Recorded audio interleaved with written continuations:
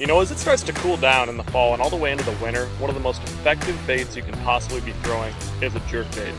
What's up guys, Ben here for Mystery Tackle Box, and today we're going to talk about a totally exclusive bait from Mystery Tackle Box and Catch Co.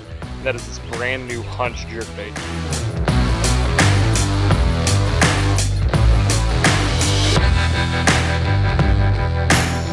You know, the first thing you're going to notice out of the package with this Hunch jerkbait is its really unique profile. It's a short, compact bait with this tall back, and so it really mimics those young of the year shad, which are the most prevalent bait fish for bass during the fall months. You know, out of the box it comes with super high quality size 6 treble hooks that are sticky sharp, super important for whenever you're using a light line with these guys.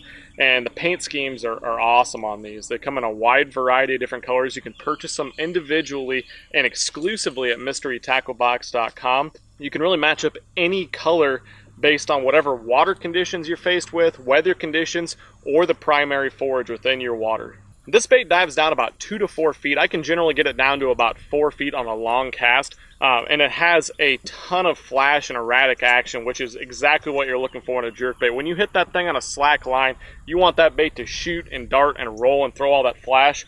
A lot of these colors have a ton of flash on the sides, so it's just an awesome action color scheme mix. Let's talk a little bit about how and where to fish this bait effectively into the fall months. You know, as the water cools down, if you're in a big lake or really any other type of fishery that has shad in that body of water, those shad are going to make a big migration from the main lake to the backs of those creeks where that water is much better oxygenated, and those big bass are going to follow right on their tail up to that shallow water. So as those shad move back further and further into the creeks, I'm looking for any type of intersecting point, whether that be a main lake point as they just start to make that movement, a secondary point, or any type of channel swing steeper bank on the way back as they make their way back. Those big bass will set up on those areas and ambush that jerkbait, and you can catch some of the biggest bass of the year doing that.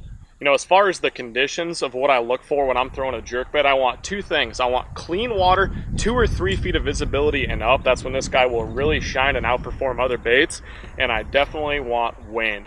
Wind is definitely your friend when fishing, and it just really applies to jerkbait fishing as well. I want that wind hitting directly into whatever type of cover I'm fishing, whether that be a point, a channel swing bank, or honestly just any type of bank. Even if it's a do-nothing bank, if you can find some wind blowing on it, it'll blow those plankton up there, those shad will be there to follow, and especially with clean water, it'll break up that surface clarity so the fish can't tell this is a fake bait. It's just a perfect scenario for fishing a jerkbait. You know, one more thing to keep in mind with your retrieve, when that water gets down into the low 40s and 30s in a lot of parts of the country, you want to slow that down as much as possible. I've had some of my best days jerkbait fishing where all you're doing is getting it down to that depth range where those fish are at in the strike zone, and you're just making long pulls, just little subtle pulls, 3 or 4 feet at a time, and you're not twitching it or anything at all. Sometimes that's all it takes to trigger those fish. You know, as far as colors to pick from whenever you're throwing this bait, I don't do what a lot of guys do, and that is match it directly to whatever forage is in the body of water. Instead, what I like to do, I match that bait specifically on the weather and the water conditions. If I have really clean water and or a lot of light penetration from a sunny day, a translucent color that you can see through, it's super natural, is absolutely the way to go for me. You know, if I have a cloudy day but cleaner water, and you don't have a lot of light penetration, something closer to like a sexy shad or bone color is really good. And then if you have to throw a bait, a jerkbait, it's the only way you can get bit in muddier water, I definitely like a bolder, brighter color, like an orange, a chartreuse, something with a ton of flash on sunny days. Those are a ticket to get more bites.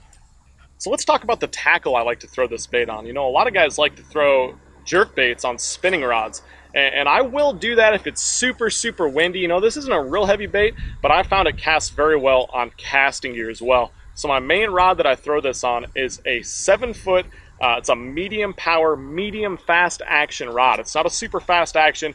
I like a little bit more tapered, parabolic bend to my rod whenever I'm throwing a treble hook bait, yet it's got a decently fast tip, so I can twitch that bait, I can twitch the slack in the line, and that bait will still have really good side-to-side action.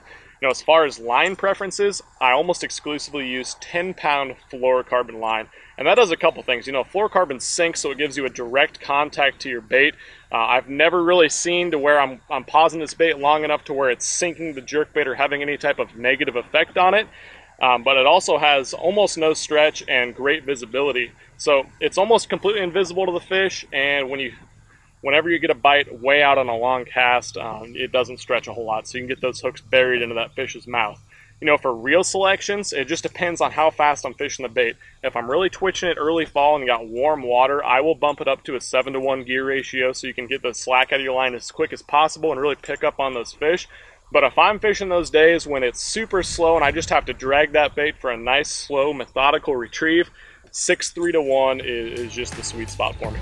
You know, that's all I got, guys. I hope you can use some of these tips to go out and catch some more fish on a jerkbait. If you want to check out this punch bait, it's available exclusively at mysterytacklebox.com in a wide variety of different colors.